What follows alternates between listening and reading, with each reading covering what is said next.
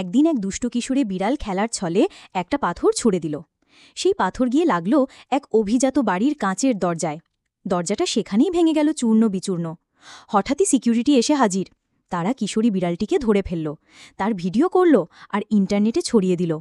সেই ভিডিও মোবাইলে দেখে ফেলল তার প্রেমিক বিড়াল। সে হতভম্ব। তারা তো শুধু খেলা করছিল, এখন তার প্রেমিকা বন্দী। সে আর দেরি না করে ছুটে গেল প্রেমিকাকে বাঁচাতে। কিন্তু সিকিউরিটি কঠোর, বলল দরজা ভাঙার ক্ষতিপূরণ না দিলে ছাড়া হবে না। প্রেমিক বিড়ালের পকেটে ছিল না একটাও টাকা।